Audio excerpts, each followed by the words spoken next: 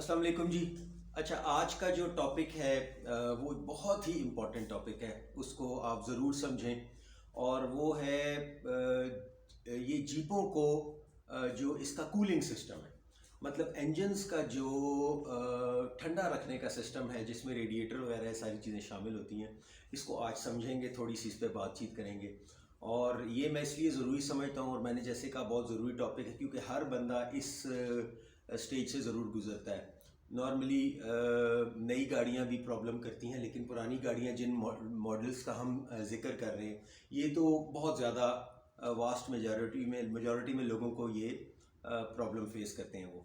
तो अच्छा, इसमें ऐसा है कि सबसे पहले तो थोड़ा इस चीज़ को समझें कि गाड़ी जो है अमूमन होता इस तरह है कि सबसे ज़्यादा जो लोगों का फोकस होता है ना, वो होता है जी रेडिएटर पे, कि जी रेडिएटर ठीक होगा, रेडिएटर ठीक नहीं होगा, ये करना है, बड़ा रेडिएटर लगा लें, ये कर लें, वो कर लें। तो इसमें कुछ चीज़ें हैं समझने वाली। सबसे ज़रूरी तो ये है कि रेडिएटर डेफिनेटली का बड़ा इम्पैक्ट होता है, असर होता है, लेकिन कुछ और फैक्टर्स ऐसे होते हैं जिसकी वजह से रेडिएटर, क्योंकि रेडिएटर वाहिद ऐसी चीज़ है कि जी जो, अब जाहिर बात है इंजन तो नहीं पिघल सकता गाड़ी का गर्म होने के बाद, सबसे पहले रेडिएटर में इसने शो करना है, या कुछ लीक करेगा, या वो पाइप में प्रेशर बनाता है, या रेडिएटर के क्लिप्स में से लीकेजेस शुरू हो जाती हैं। इस तरह के इशू आते हैं। एक्सट्रीम केसेस में बर्स्ट भी हो जाते हैं रबर पाइप्स, क्योंकि रबर के होते हैं इसलिए। तो एक तो ये कि काबली इंजन डालें आप, या अगर आप मिड 90s के या लेट 80s के भी हमारे पास मॉडल हैं, तो 20-30 साल तो आप देख रहे हैं, 30 सालों से भी ऊपर का टाइम हो गया है इनको चलाते हुए। तो डेफिनेटली प्रॉब्लम इंजन्स में भी होता है, उनके हेड में भी होता है, उनके इलेक्ट्रिकल प्रॉब्लम्स होते हैं जो कि एंड अप करते हैं गाड़ी के इंजन को हीट करने में। उनके साइलेंसरों में भी प्रॉब्लम्स होती हैं, चोक होते हैं, टैपेड सही नहीं होते, पिस्टन सही नहीं होते, टैपेड हार्ड हुए होते हैं या टाइट किए होते हैं उन्होंने, तो उस वजह से भी प्रॉब्लम्स आते हैं। लेकिन हर चीज़ का, चूँकि हर प्रॉब्लम का रिजल्ट जो है वो रेडिएटर की सूरत में आना है, या इन अदर वर्ड सुई चढ़ेगी, मतलब है कि रेडिएटर आपका प्रॉब्लम कर रहा है। तो रेडिएटर में लोग कहते हैं जी बस रेडिएटर का प्रॉब्लम है, ठीक नहीं जी। रेडिएटर की नालियों को ज़रूर चेक करें। ऑल्ट्रेशन वाली गाड़ियों में इंजन की height as compare to the height of your radiator बहुत मैटर करती है। आपका जो हेड का टॉप है वो आपके रेडिएटर के जो ढकना होता है इससे ऊंचा नहीं होना चाहिए। रेडिएटर नीचे नहीं होना चाहिए, रेडिएटर ऊंचा नहीं होना चाहिए, अदरवाइज जो इसकी हेड से जो पानी जाता है वो सर्कुलेशन में ठीक नहीं होगा। एक और बड़ी मिसकॉन्सेप्शन है लोगों में कि वो कहते हैं कि जी बड़ा इंजन डालना है तो रेडिएटर को 2 नाली से 3 नाली कर दो, 3 नाली से और बढ़ा दो।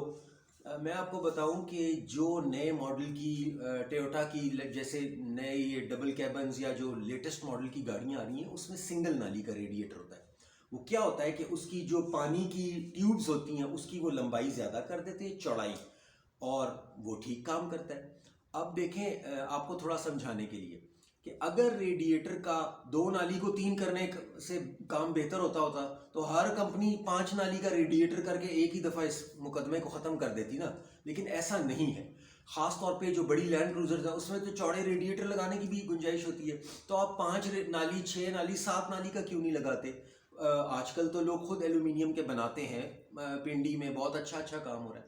लेकिन होता इस तरह है कि जब आपकी हवा पहली नाली के सामने से गुजर रही होती है तो बिल्कुल वो टेम्परेचर होता है जो बाहर का टेम्परेचर होता है। जब वो नालियों के बीच में से गुजर के दूसरी नाली तक पहुंचती है तो हवा थोड़ी गर्म हो गई होती है, तीसरी नाली तक जाती है तो काफ़ी हद तक इतनी गर्म हो जाती होती है कि फिर वो उल्टा खुद गर्म हो रही होती है, उसको रेडिएटर की नालियों के टेम्परेचर को, पानी को ठंडा नहीं कर रही होती। इसलिए ये जो मिसकॉन्सेप्शन है ना कि 2 नाली से 3 नाली बेहतर है, ये गलत है।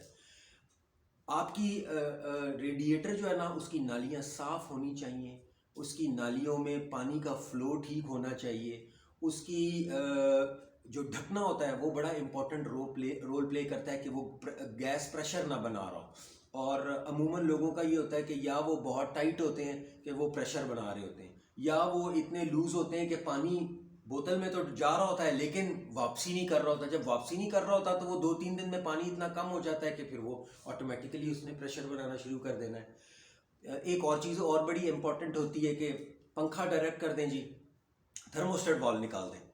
अच्छा, पहले थर्मोस्टेट वाल्व पे आ जाते हैं।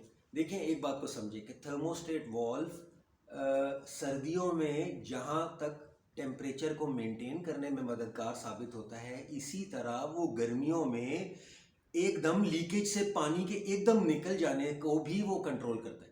क्योंकि थर्मोस्टेट वाल्व सिर्फ आपके रेडिएटर के जो सर्कल है इसको बंद और खोल नहीं रहा होता, इससे पहले एक और पाइप होता है पतला जो डायरेक्ट पानी को इंजन में लेके घूम रहा होता है। क्योंकि वाटर बॉडी ने तो चलना है ना, अगर वो 100% बंद कर देगा तो वाटर बॉडी तो वैसे ही वो कोलैप्स कर जाएगी। तो वो अपने जहाँ पे वो पानी के रेडिएटर के पानी को रोकता है, वहीं पे एक और पानी को वो चलाता है। जब वो इसको बंद करता है, उसको खोलता है, वो एक बात बहुत लंबी हो जाएगी, लेकिन वो उन दोनों को मैनेज कर रहा होता है। ठीक है जी। जब इंजन ठंडा होता है वो रेडिएटर के फ्लो को बंद कर देता है, दूसरे पाइप में जा रहा होता है। जब वो रेडिएटर में घुमाना शुरू करना चाहता है उसको, तो वो इधर वाली की मूवमेंट बंद कर देता है, नीचे आ जाता है, निचले पाइप की मूवमेंट बंद करके रेडिएटर में घुमाना शुरू कर देता है। जब आप उसको रिमूव कर देंगे तो जो आपका 70% पानी रेडिएटर में जा रहा है और 30% बगैर रेडिएटर से हुए हुए भी हर टाइम घूम रहा है आपके इंजन में। तो इसलिए कोई लीकेज होगी आपको पता ही नहीं चलेगा, ब्रश करके सुई ऊपर जाएगी और आप इससे पहले कि उसको कोई रोकता, कोई उसको कंट्रोल करेगा, आपका इंजन फारिग हो गया होगा और वो बिल्कुल बॉइलिंग टेम्परेचर से एकदम ऊपर राइज करता है। एक तो ये काम मत करें। रेडिएटर के पानी का बॉइलिंग पॉइंट होता है 100 डिग्री से ऊपर जाके। जो रेडिएटर होते हैं नॉर्मली 82 डिग्री, 72 डिग्रीज, 82 डिग्रीज या 90 डिग्रीज पे अपना मुंह खोल लेते हैं। पाकिस्तान में मोस्टली 72 82 है। तो इसलिए ये तो आप कहें ना कि इसके बंद होने की वजह से या इसकी वजह से टेम्परेचर उठा रही है, उसने तो वैसे ही खुल जाना है 72 डिग्रीज पे या 82 डिग्रीज पे थर्मोस्टेट वाल्व ने खुल जाना है। तो उसके बाद भी अगर गाड़ी हीटअप हो रही है तो उसमें थर्मोस्टेट वाल्व का काम नहीं है, मसला वो नहीं है। मसला या आपके इंजन का है या रेडिएटर का है या उसकी नालियों का है, पहली बात। दूसरी बात ये, पंखा डायरेक्ट कर दें। पंखा मैंने देखा है लोग पंखा डायरेक्ट कर लेते हैं। कई पुरानी जीपों में मैंने देखा है कि उसकी शील्ड उन्होंने लगाई नहीं होती। आप यकीन करें कि 30% हवा भी वो नहीं खींच रहा होता पंखा, जितनी की उसको खींचनी चाहिए। अगर पंखे और रेडिएटर में 3 इंच का फासला है और शील्ड नहीं लगी हुई तो रेडिएटर की इसी साइड से हवा खींच के अपने से गुजार देता है, रेडिएटर के बीच में से नहीं गुजारता। फिर रेडिएटर की जो पंखे की शील्ड होती है वो भी ऐसी होनी चाहिए कि वो बिल्कुल उसके और पंखे के परों में मतलब 4 5 6 सूतर से ज़्यादा का, आधे इंच से ज़्यादा का गैप ना हो उसकी। अगर ये पंखे का एक परा है तो शील्ड जो है ना यहाँ तक हो, ना यहाँ तक हो, ना यहाँ तक हो, ना यहाँ तक हो, ना उसके पंखों के परों के हाफ तक होनी चाहिए, उसके ऊपर भी नहीं होना चाहिए, पूरे पंखे को कवर भी नहीं किया होना चाहिए। ये जो हम देखते हैं ना, जो इलेक्ट्रिक फैंस होते हैं जिनके ऊपर बिल्कुल शील्ड चढ़ी होती हैं, या ये एसी के होते हैं या ये रेडिएटर के दूसरी साइड लगे हुए होते हैं। जब भी आप इंजन के पंखे की बात करेंगे तो आपके जो शील्ड है, जिसको हम श्राउड भी बोलते हैं, वो अगर ये पंखा है जिसने घूमना है तो इसके आप 70% कवर किया होना चाहिए और 30% वो एरिया खाली होना चाहिए, ताकि वो हवा को जब अपने फिन्स के दरमियान लेता है उसके साथ ही वो खोल के फेंके, फ्री फ्लो में फेंके। अगर आप शील्ड अंदर कर देंगे तो उसका दोनों साइड का जोर लग रहा है चलाने का, जितनी आपका वो ट्यूब शील्ड बड़ी होगी उतना ही उसका जोर लग रहा है। ठीक है जी। साइलेंसर ठीक होना चाहिए, आपके इंजन की ओवरऑल कंडीशन ठीक होनी चाहिए, गाड़ी का ओवरऑल सिस्टम ऐसा होना चाहिए कि गाड़ी हर टाइम ज़्यादा आरपीएम पे ना चल रही हो। जैसे कुछ लोग छोटे टायरों के साथ चलाते हैं, जो उसका स्टॉक टायर होता है गाड़ी का, उससे टायर छोटा कर देंगे, इंजन का आरपीएम हर वक्त बढ़ता रहेगा और वो प्रॉब्लम करेगा। मैं, आप यकीन करें, मेरी 4 डोर जिमनी मेरे जो पीछे आपको नज़र आ रही होगी, इसमें मैंने 3C turbo 2200 CC turbo diesel engine डाला हुआ है और मैं स्टॉक रेडिएटर जो सुजुकी का होता है उसके ऊपर इसको चला रहा हूँ। पिछले साल पूरी गर्मियों में मई जून जुलाई अगस्त मैंने लोकल में एसी चलाया है।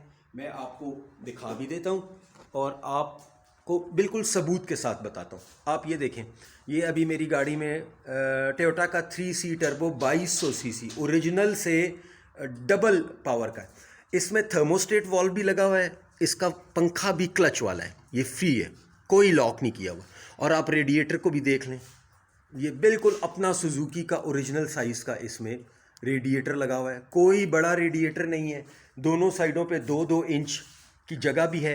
हाँ, अब यहाँ एक बात मैं आपको बता दूँ, मुझे चूँकि प्रॉब्लम नहीं आ रहा, क्वार्टर से ऊपर से सुई नहीं जाती, पंखा भी फ्री है, क्लच वाला है, थर्मोस्टेट वॉल्व भी लगा हुआ है, लेकिन ये शील्ड इसको तकरीबन पौना इंच, आधा 1 इंच और कम होना चाहिए था। जहाँ पे ये पट्टी जा रही है यहाँ तक इसको होना चाहिए। अभी इसने फिन्स को काफ़ी हद तक कवर किया हुआ है, लेकिन चूँकि मुझे प्रॉब्लम नहीं आ रहा इसलिए मैंने इसको चेंज नहीं किया।